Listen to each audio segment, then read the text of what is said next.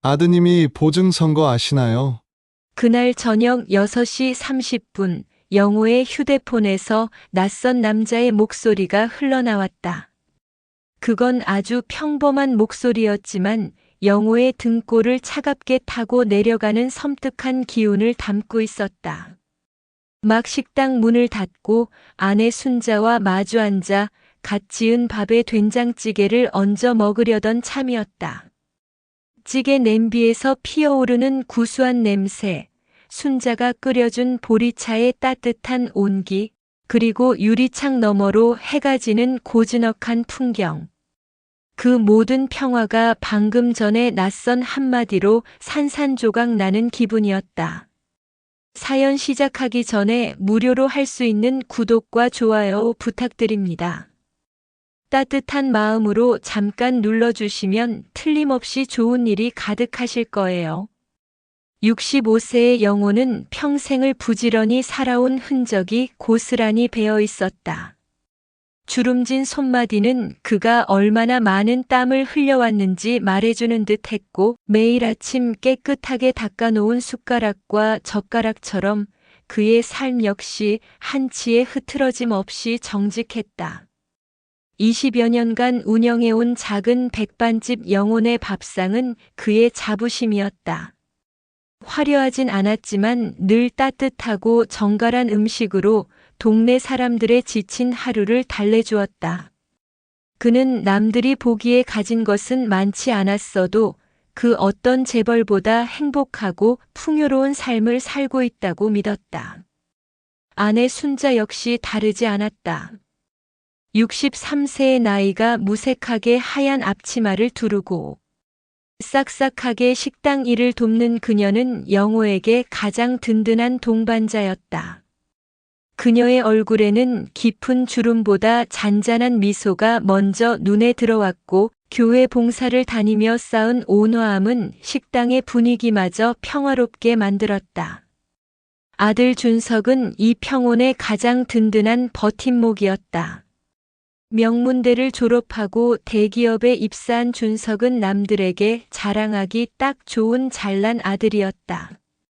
곧 과장으로 승진한다는 소식까지 들려와 영호와 순자는 매일 밤 자식 자랑을 하며 흐뭇한 웃음을 주고받았다. 준석은 매달 꼬박꼬박 용돈을 보내고 주말마다 찾아와 집안일을 도왔다. 아버지는 이제 그만 쉬세요. 제가 있으니 걱정 마세요. 라며 어깨를 주무르는 준석의 손길에서 영호는 평생의 고단함을 보상받는 기분이었다. 그들의 가정은 마치 작은 연못처럼 고요하고 잔잔한 행복으로 가득 차 있었다. 바로 그 순간 정적을 깬 것이 준석이 아닌 낯선 남자의 전화였다. 영호는 휴대폰을 귀에 댄 채 굳어버렸다. 침묵이 흐르는 동안 순자는 걱정스러운 눈빛으로 그를 바라봤다. 여보, 누구예요? 순자의 목소리에는 미세한 떨림이 섞여 있었다. 영호는 대답 대신 전화를 끊고 다시 순자 앞에 앉았다. 잘못 걸려온 전화인가 봐. 영호는 애써 아무렇지 않은 척 말했지만 그의 심장은 이미 불규칙하게 뛰고 있었다. 식어가는 된장찌개 냄새를 맡으며 그는 아까 전화 속 남자의 목소리를 곱씹었다. 그 낯선 남자는 자신을 준석의 회사 선배라고 소개했다. 그리고는 굳이 준석에게 연락하지 말고 내일 저녁 7시에 역 근처의 오래된 다방으로 나와달라고 했다. 왜 준석에게 직접 전화하지 않고 자신에게 연락했는지 그 이유를 묻기도 전에 남자는 전화를 끊어버렸다. 영호의 뇌리에는 아들이 며칠 전 했던 말이 스쳐 지나갔다. 아버지, 이번에 좋은 기회가 생겼는데.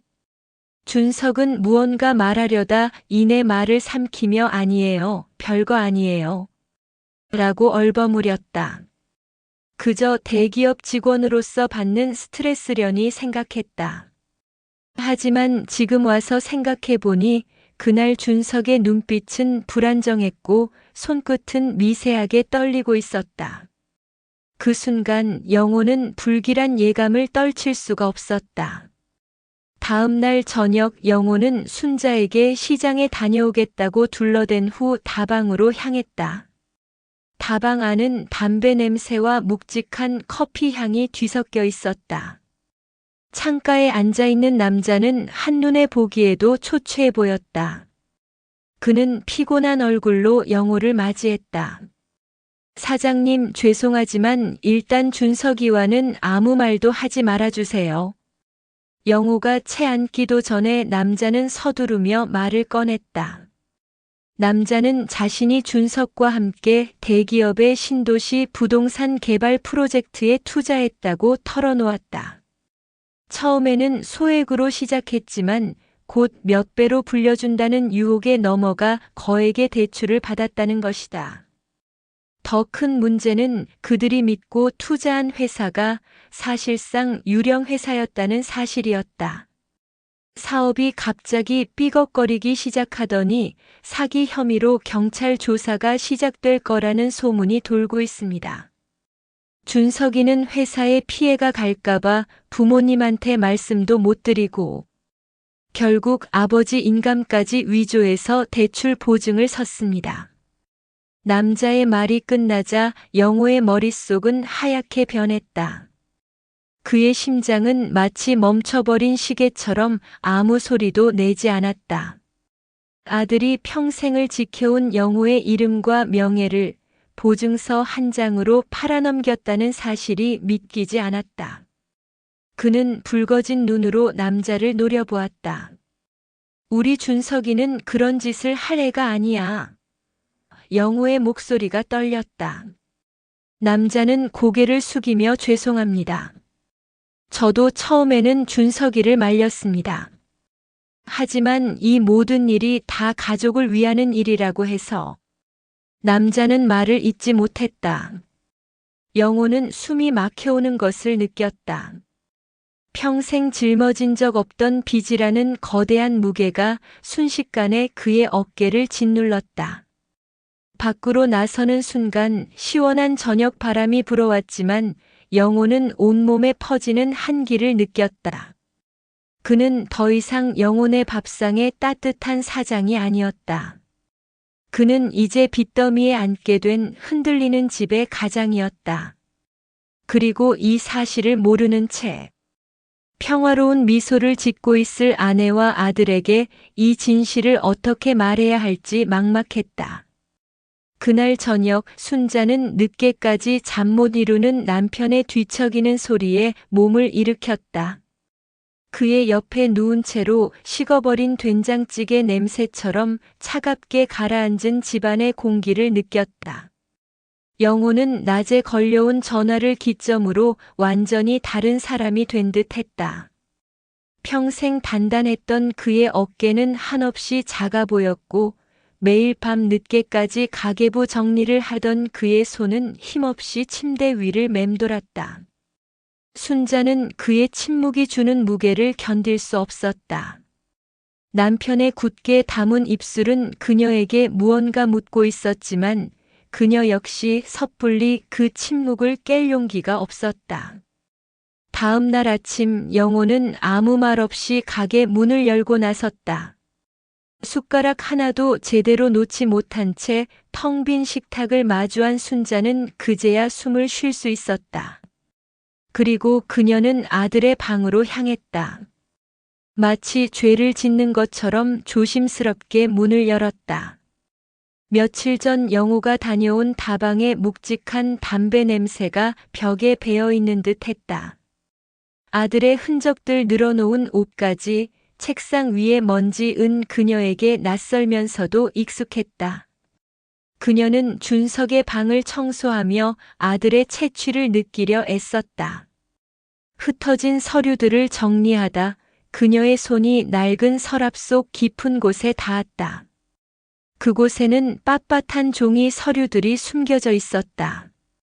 순자는 직감적으로 그것을 꺼내 들었다. 서류의 표지에 적힌 부동산 대출 보증서라는 글자가 그녀의 시야를 흔들었다. 심장이 덜컥 내려앉는 기분이었다. 손이 미세하게 떨려왔다. 차마 펼쳐볼 용기가 나지 않았다. 하지만 무언가에 홀린 듯 그녀는 서서히 서류를 펼쳤다. 보증인 칸에 쓰인 김영호라는 이름 석자와 함께 붉게 찍힌 인감도장이 보였다. 그 옆에는 아들 준석의 이름이 선명하게 새겨져 있었다. 숨이 막혔다.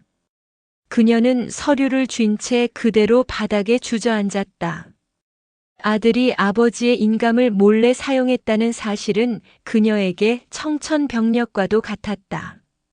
준석이가 아무리 똑똑하고 능력 있는 아들이라 한들 아버지의 이름에 흠집을 낼 만큼 어리석은 짓을 할 리 없다고 믿어왔다. 하지만 눈앞의 서류는 그녀의 믿음을 무참히 짓밟았다.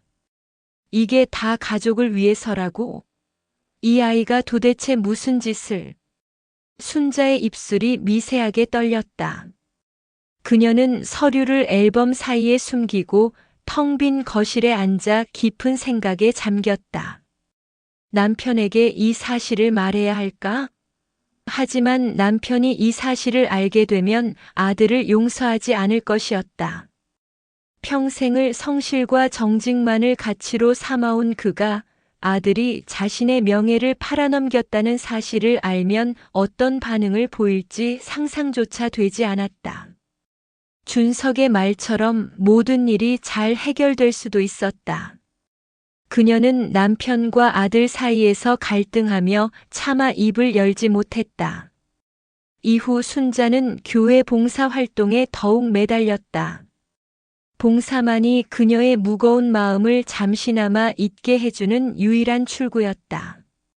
지친 기색이 역력한 그녀의 모습을 본 교인들은 걱정스러운 눈빛으로 그녀에게 다가왔다. 결국 순자는 고민을 털어놓기로 결심했다. 하지만 차마 솔직하게 모든 것을 말할 용기는 없었다. 그녀는 준석의 이름을 직접적으로 언급하는 대신 아들이 좋은 투자 기회를 얻었다는데 조금 걱정이 되네요 라고 넌지시 운을 띄웠다. 그녀의 작은 고민은 순식간에 교회를 넘어 동네 전체로 퍼져나갔다. 마치 불길이 마른 풀밭을 덮치는 것처럼 소문은 걷잡을 수 없이 커져갔다. 소문의 끝에는 영호의 이름이 있었다. 김 사장 아드님이 아버지 인감으로 거액을 빌려 사업을 벌였다더라. 그 사업이 곧 대박이 나서 벼락부자가 된다더라. 아버지가 아들 때문에 빚쟁이 신세가 된다더라. 소문은 눈덩이처럼 불어나며 전혀 다른 이야기가 되어 영호에게 전해졌다. 처음에는 그저 대수롭지 않게 여겼다. 하지만 시간이 지날수록 그의 식당을 찾는 손님들의 눈빛이 달라졌다. 따뜻했던 인사는 냉랭한 호기심으로 바뀌었고 영호는 그 시선을 피하기 위해 고개를 숙여야만 했다. 어느 날 저녁 영호는 평소처럼 식당 문을 닫으려는데 오랜 단골 손님인 박 씨가 조심스럽게 그에게 다가왔다. 김 사장 소문이 사실인가? 박 씨의 걱정스러운 눈빛에서 영호는 더 이상 소문을 외면할 수 없음을 깨달았다. 그는 떨리는 목소리로 무슨 소리 하는 건가? 라고 물었다. 박 씨는 귓속말로 속삭였다. 아드님 말일세. 아버지 인감까지 몰래 썼다고 하던데. 그 순간 영호의 심장이 다시 멈춰버리는 기분이었다. 등골을 타고 흐르는 차가운 감각은 며칠 전 그가 느꼈던 그것과 정확히 일치했다. 이제 그 모든 것이 단순한 소문이 아닌 현실의 무게로 그를 짓누르기 시작했다. 영호는 집으로 돌아와 순자 앞에 섰다. 그녀는 이미 모든 것을 알고 있다는 듯 눈물을 글썽이며 고개를 숙이고 있었다. 여보, 내가 말하려고 했는데. 순자는 말을 잇지 못했다. 영호는 그녀의 손에 들린 서류 뭉치를 발견했다. 며칠 전 그가 보았던 낯선 남자에게서 받았던 서류와 똑같은 것이었다. 이게 대체 어떻게 된 일이야? 당신이 이 사실을 알고 있었어? 영호의 목소리는 분노와 배신감으로 뒤섞여 있었다. 순자는 고개를 들었다. 눈물로 얼룩진 그녀의 얼굴에는 깊은 상처와 후회가 서려 있었다. 남편과 아들 그리고 이웃들의 시선 속에서 길을 잃어버린 한 여자의 초상이 그곳에 있었다. 그날 밤 평화롭던 그들의 집은 거대한 폭풍의 전야처럼 고요하면서도 날카로운 긴장감으로 가득 찼다. 당신이 이 사실을 알고 있었어? 영호의 목소리는 분노로 뒤섞여 있었다. 그의 눈빛은 더 이상 평온한 가장의 그것이 아니었다. 순자의 손에 들린 서류 뭉치를 발견한 순간 영호는 자신이 아닌 아내에게서 배신을 당했다는 사실에 더 큰 충격을 받았다. 그가 평생 지켜온 정직함과 신뢰가 한순간에 무너져 내리는 기분이었다. 순자는 눈물만 뚝뚝 흘리며 고개를 숙일 뿐 아무 말도 하지 못했다. 그녀의 침묵은 영호의 분노에 기름을 부었다. 영호는 그가 평생을 바쳐 쌓아 올린 모든 것이 이 순간 그의 가장 가까운 두 사람에 의해 송두리째 흔들리고 있다는 것을 깨달았다. 그는 울컥 치밀어 오르는 감정을 주체할 수 없었다. 대체 왜 말하지 않았어? 나한테 무슨 일이 일어날지 알면서도. 영호는 순자의 어깨를 붙잡고 흔들었다. 그녀의 얼굴은 눈물과 후회로 범벅이 되어 있었다. 그는 그제야 아내가 최근 며칠 동안 얼마나 고통스러워했는지 깨달았다. 하지만 그 깨달음은 분노를 가라앉히기보다 오히려 더 큰 배신감으로 돌아왔다. 순자는 울먹이며 변명했다. 준석이가 다 잘 될 거라고, 아버지는 모르는 게 좋을 거라고. 그녀의 변명은 영호에게 가닿지 않았다. 그의 귀에는 오직 아들이라는 말만 맴돌았다. 아내마저 아들 편에 서서 자신을 속였다는 사실에 영호는 절망했다. 한때 가장 든든했던 울타리였던 집은 이제 서로를 향한 불신과 원망으로 가득 찬 폐허가 되어가고 있었다. 그날 밤 이후 집안에는 차가운 정적이 흘렀다. 영호는 순자에게 등을 돌린 채 잠이 들었고 순자는 그의 싸늘한 등 뒤에 대고 하염없이 눈물만 흘렸다. 새벽녘 불면증에 시달리던 영호는 조용히 자리에서 일어나 식당으로 향했다. 식당 안은 어둠 속에 잠겨 있었고 아무도 없는 그 공간은 그의 공허한 마음을 닮아 있었다. 영호는 무의식적으로 매일 아침 손님을 맞기 위해 닦던 숟가락과 젓가락을 들었다. 그러나 그의 손은 힘없이 떨렸고 숟가락은 이내 쨍그랑 소리를 내며 바닥으로 떨어졌다. 영호는 그 소리가 마치 자신의 삶이 산산조각 나는 소리처럼 들려 잠시 멍하니 서 있었다.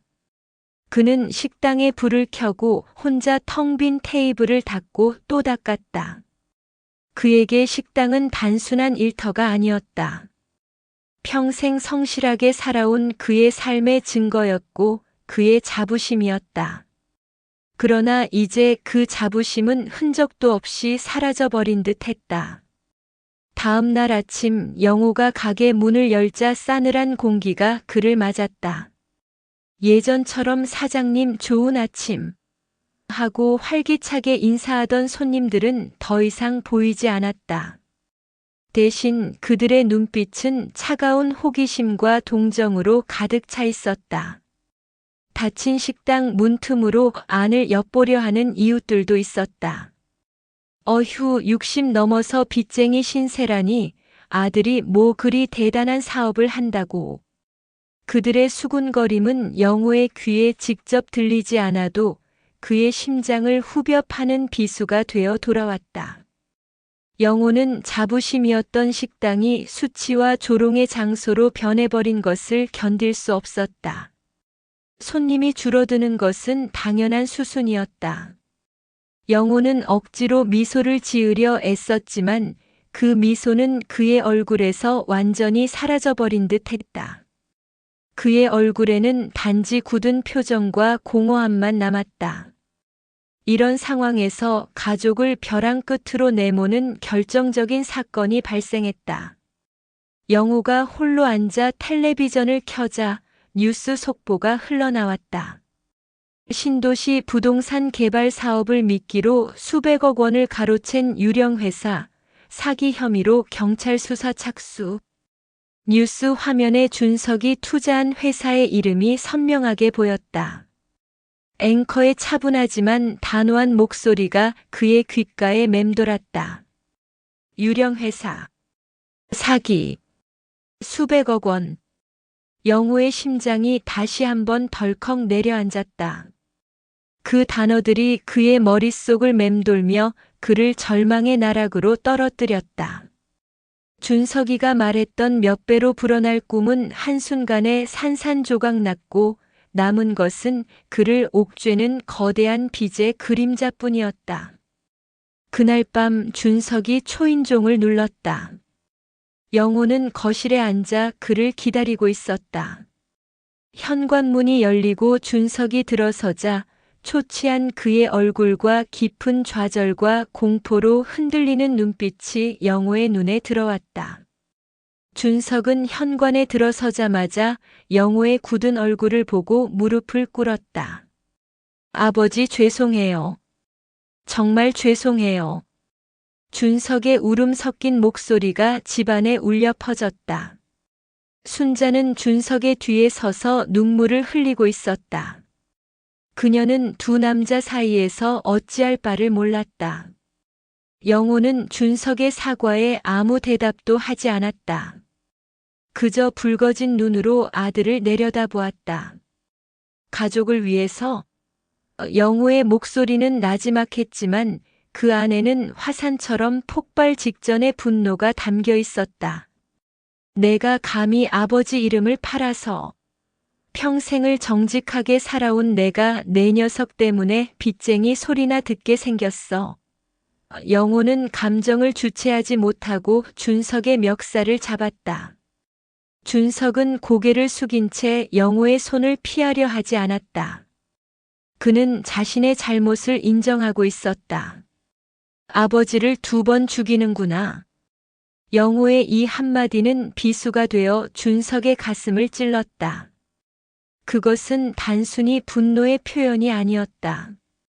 그것은 그의 아들 준석이 더 이상 그의 자부심이 아닌 그의 삶을 무너뜨린 파괴자라는 선언이었다. 영호는 힘없이 준석의 멱살을 놓았다. 당장 내 집에서 나가. 다신 내 눈앞에 나타나지 마. 준석은 그 자리에 멍하니 서 있었다. 한때 세상에서 가장 사랑받는 아들이었던 준석의 모습은 이제 모든 것을 잃어버린 빈 껍데기처럼 보였다. 순자는 아들을 향해 팔을 뻗었지만 영호는 그녀의 손을 뿌리쳤다. 준석은 아무 말 없이 일어섰다. 현관문을 향해 걸어가는 그의 뒷모습은 평생 영호가 보아왔던 듬직한 아들의 뒷모습이 아니었다. 그것은 깊은 상처와 후회, 그리고 세상의 무게에 짓눌려 홀로 방황하는 한 남자의 뒷모습이었다. 현관문이 닫히는 소리가 들리자 순자는 더 이상 참지 못하고 주저앉아 오열했다. 한때 가장 평화로웠던 이 집은 이제 서로의 상처를 헤집는 폭풍의 소용돌이에 완전히 휩쓸려 버렸다. 현관문이 닫히는 소리가 들린 후에도 영호는 한참을 그 자리에 서 있었다. 텅 빈 공간에 남겨진 것은 울음소리를 삼키는 순자의 흐느낌뿐이었다. 그는 아내의 울음소리를 외면한 채 자신의 방으로 들어갔다. 방문을 잠그자 비로소 세상의 모든 소리가 차단된 듯 했다. 영호는 이불을 뒤집어 쓰고 눈을 감았다. 머릿속에는 준석이 마지막으로 울부짖던 목소리, 이 모든 건 가족을 위해서였다. 는 말이 메아리처럼 울렸다. 그는 그 말이 거짓임을, 그저 자신을 합리화하기 위한 변명임을 알았지만 동시에 그 말이 어쩌면 진심이었을지도 모른다는 의심이 그의 마음을 갉아먹었다. 평생을 성실하게 살아왔다고 자부해온 그의 삶이 한순간에 부정당하는 기분이었다. 영호는 준석의 존재를 자신의 삶에서 완전히 지워버리기로 결심했지만 그의 결심은 단단한 바위가 아니라 쉬지 않고 흐르는 물처럼 그의 마음속에 깊은 웅덩이를 만들고 있었다. 다음 날 아침 영호는 어제와 다를 바 없는 일상을 시작하려 애썼다. 그러나 몸은 천근만근 무거웠다. 새벽부터 내린 비는 그치지 않고 처마 밑으로 뚝뚝 떨어지고 있었다. 가게 문을 열자마자 그는 간밤에 내린 비 때문에 축축해진 바닥을 마주했다. 빗물이 식당 안으로 스며들어 퀴퀴한 곰팡이 냄새가 났다. 눅눅한 공기는 그의 폐 속으로 들어와 온몸을 무겁게 짓눌렀다. 평소 같으면 이른 새벽부터 분주하게 움직였을 주방은 텅 비어 있었고 식탁 위에는 먼지만 수북했다. 영호는 숟가락과 젓가락을 들었다가 이내 힘없이 내려놓았다. 손님을 맞이할 기운이 없었다. 그날 하루 식당 문은 굳게 닫혀 있었고 영호는 그 안에서 홀로 망연자실한 채 앉아 있었다. 그의 눈에는 이미 빛이 사라져 있었다. 소문은 이제 더 이상 단순한 소문이 아니었다. 준석이 투자했던 회사가 경찰 수사를 받으면서 그 소문은 마치 공식적인 사실처럼 동네 전체로 퍼져나갔다. 사람들은 더 이상 귓속말로 속삭이지 않았다. 그들은 영호의 식당 앞을 지나가며 혹은 길거리에서 그를 마주치며 노골적인 시선을 던졌다. 한때 친하게 지내던 상인들도 영호를 멀리하기 시작했다. 그들은 자신들의 가게에 불똥이 튈까 두려워하는 듯 했다. 영호는 매일 아침 거울을 보며 억지로 미소를 지었지만 그의 얼굴은 이미 오래전에 미소를 잃어버린 듯 굳어져 있었다. 그의 얼굴에는 단지 굳은 표정과 공허함만 남았다. 영호는 그들의 시선을 피하기 위해 고개를 숙인 채 걸어야 했다. 가장 큰 문제는 사기꾼들이 해외로 도주하면서 준석이 보증을 섰던 거액의 대출금이 고스란히 영호의 빚으로 남게 되었다는 것이었다. 어느 날 아침 영호는 딸칵하는 소리와 함께 현관문의 우편함에 무언가가 떨어지는 소리를 들었다. 그는 떨리는 손으로 우편물을 집어들었다. 법무법인에서 날아온 연대보증 이행 청구서였다. 잿빛 종이 위에는 차가운 활자들이 빼곡히 박혀 있었고 그 밑에는 준석의 이름과 함께 찍힌 그의 인감도장이 선명하게 보였다. 그 인감도장은 이제 영호의 집과 가게를 빼앗기 위해 날아온 사형선 고문처럼 느껴졌다.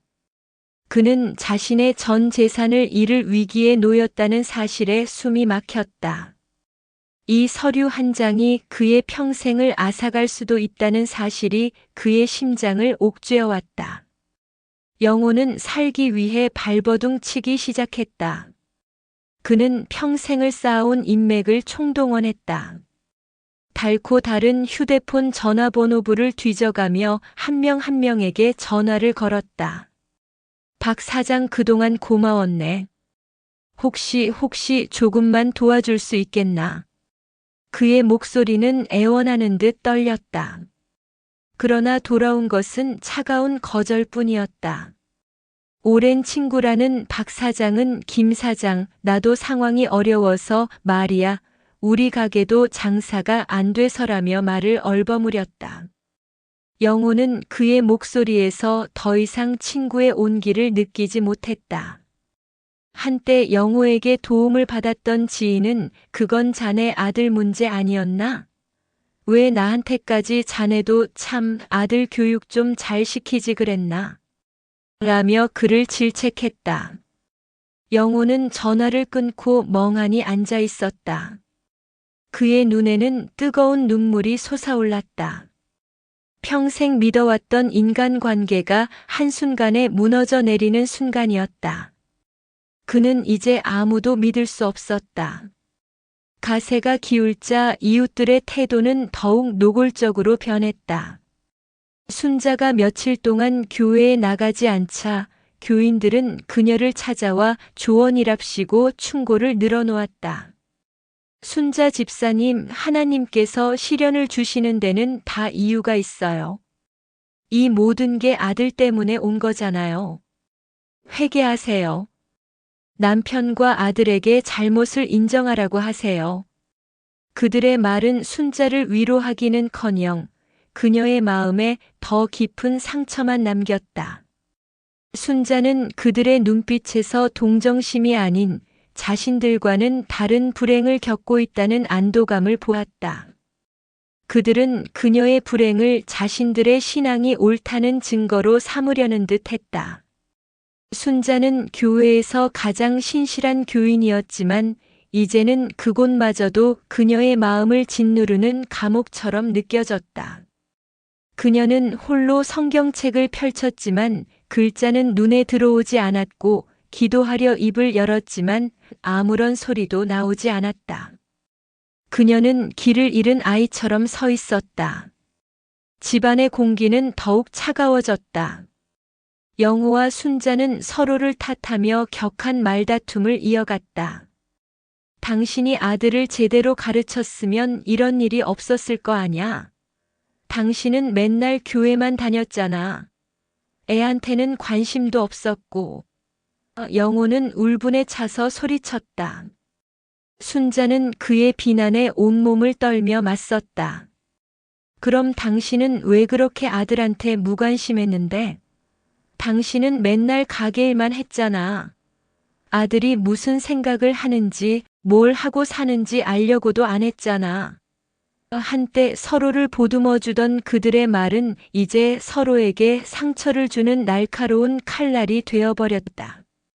이전에 평화로웠던 그들의 집은 이제 서로의 상처를 헤집는 폭풍의 소용돌이 속으로 완전히 빨려 들어갔다.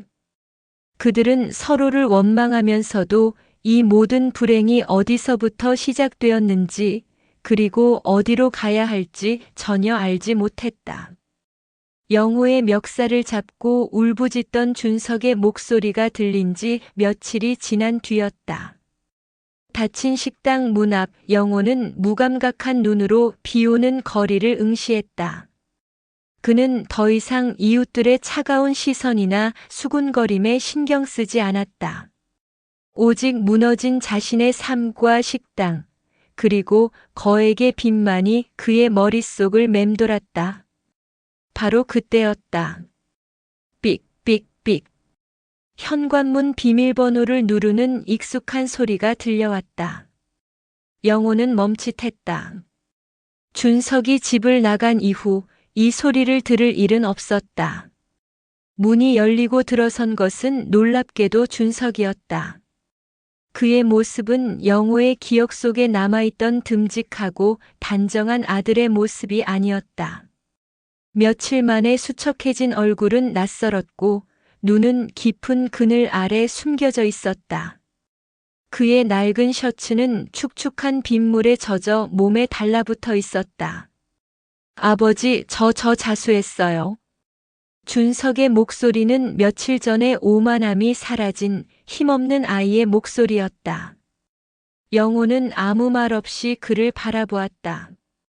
분노와 배신감이 다시 한번 그의 심장을 파고들었다. 자수? 그게 지금 무슨 소용이 있어? 영호의 목소리는 갈라져 있었다. 준석은 고개를 숙인 채 계속해서 말했다. 제가 모든 책임을 지겠다고 했습니다. 투자자들이 저에게 사기당한 거니까 제가 모든 걸 책임지겠다고요. 영호는 허탈한 웃음을 지었다. 이 모든 일을 시작한 아들이 이제 와서 책임을 지겠다니. 이미 모든 것이 무너진 뒤였다. 하지만 준석의 말은 진심이었다. 그는 경찰서에서 자신이 사기를 당한 경위를 솔직하게 진술했다. 그가 가지고 있던 모든 서류와 증거들을 제출하며 자신 또한 피해자임을, 그리고 아버지 영호는 아무런 관련이 없음을 명확히 밝혔다. 준석의 솔직하고 일관된 진술은 경찰 수사에 큰 전환점을 가져왔다. 사기꾼들이 도주하면서 사업은 완전히 무너졌지만 준석 덕분에 피해자들은 최소한의 피해 금액이라도 되돌려받을 수 있게 되었다. 그리고 가장 중요한 것은 준석의 연대보증이 법적으로 무효화될 가능성이 커졌다는 것이었다. 며칠 후 영호의 집에 다시 한번 법무법인에서 보낸 서류가 도착했다. 이번에는 연대보증 이행 청구서가 아닌 사건의 진행 상황을 알리는 서류였다.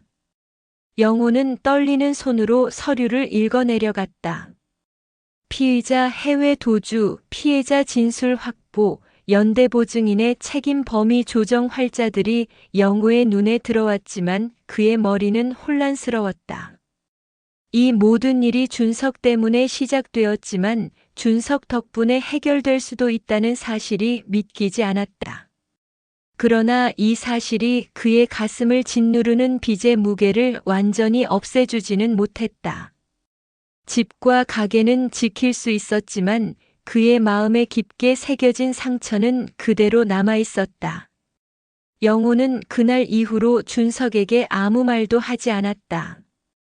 준석은 조용히 다시 집으로 들어왔지만 그들의 관계는 예전 같지 않았다. 영호는 준석을 투명 인간처럼 대했다.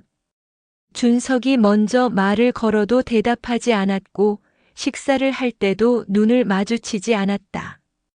그들의 식탁에는 무거운 침묵만이 흘렀다. 순자는 그 둘 사이에서 어쩔 줄 몰라 하며 눈물만 흘렸다. 그녀의 눈물은 이제 슬픔이 아닌 답답함과 무력감에서 비롯된 것이었다. 어느 날 아침이었다. 순자는 평소처럼 준석의 방에 들어가 그를 깨우려 했다. 그러나 아무리 불러도 준석은 미동도 하지 않았다. 순자는 그의 창백한 얼굴을 보고 몸을 흔들었다. 준석은 힘없이 쓰러졌다. 순자는 비명을 질렀고 영호는 순자의 비명 소리를 듣고 달려왔다. 준석아, 준석아. 순자는 아들을 부르며 울부짖었고 영호는 아무 말 없이 구급차를 불렀다. 앰뷸런스에 실려가는 준석의 창백한 얼굴을 보며 영호는 자신의 눈에서 흐르는 뜨거운 눈물을 느꼈다. 그것은 분노의 눈물이 아니었다. 그것은 후회와 슬픔 그리고 아들을 향한 깊은 연민의 눈물이었다. 병원 응급실은 소독약 냄새와 기계음으로 가득했다. 준석은 며칠 동안 제대로 먹지도 자지도 못해 탈진 상태였다. 그를 간호하며 영호는 잊고 지냈던 아들의 어린 시절을 떠올렸다. 작은 손으로 그의 손가락을 꼭 잡고 걸음마를 배우던 모습, 그의 어깨에 매달려 까르르 웃던 모습, 학교에서 상장을 받아와 자랑스럽게 내밀던 모습. 그 모든 기억들이 영호의 가슴을 후벼 팠다. 그는 아들을 향한 분노가 아니라 아들을 이해하지 못했던 자신의 무관심과 편협함에 대한 후회를 느꼈다. 다음 날 새벽 준석이 눈을 떴다. 그의 눈은 여전히 불안했지만 그 속에는 진실을 마주하려는 용기가 담겨 있었다. 영호는 아들의 손을 잡았다. 준석아. 그는 말을 잇지 못했다. 준석은 고개를 돌려 아버지를 보았다. 아버지. 그 순간 두 사람은 아무 말도 하지 않았지만 그들의 눈빛은 서로를 향한 용서와 이해로 가득 찼다. 며칠 동안 그들을 가로막았던 보이지 않는 벽이 마침내 무너져 내리는 순간이었다. 퇴원한 준석은 이전처럼 대기업에 다니지 않았다. 대신 그는 작은 식당에서 영호의 일을 돕기 시작했다. 처음에는 어색했지만 시간이 지날수록 그들의 손발은 척척 맞았다. 영호는 주방에서 음식을 만들었고 준석은 서빙과 계산을 도맡았다. 아, 사장님 아드님이세요? 젊은 사장님 보니까 좋네요. 한때 그들을 냉대했던 이웃들은 이제 다시금 따뜻한 시선을 보내기 시작했다. 어느 날 저녁 영호는 장사를 마치고 텅 빈 식당에 앉아 있었다. 밖에는 보슬비가 내리고 있었고 빗방울은 창문을 타고 흘러내렸다. 묵묵히 숟가락을 닦고 있는 준석의 뒷모습을 보며 영호는 나지막이 말했다. 준석아. 준석은 고개를 들고 아버지를 바라보았다. 가진 건 다 잃어도 가족만은 다시 세울 수 있다. 준석의 눈시울이 붉어졌다. 그는 고개를 끄덕였다. 그들의 어깨는 여전히 빚의 무게로 무거웠지만 서로의 손을 잡고 있다는 사실만으로도 그 무게는 훨씬 가벼워졌다. 밤늦게 영호와 순자 그리고 준석은 식탁에 둘러앉아 뜨거운 국밥을 먹었다. 조용히 식사를 하던 순자는 문득 준석의 손을 잡았다.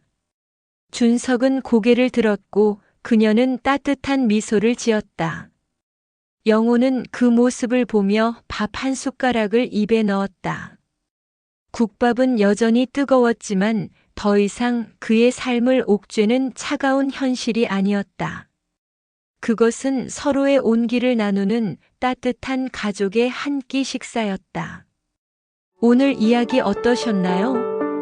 이 이야기가 재밌으셨다면 구독과 좋아요, 따뜻한 응원을 전해주세요.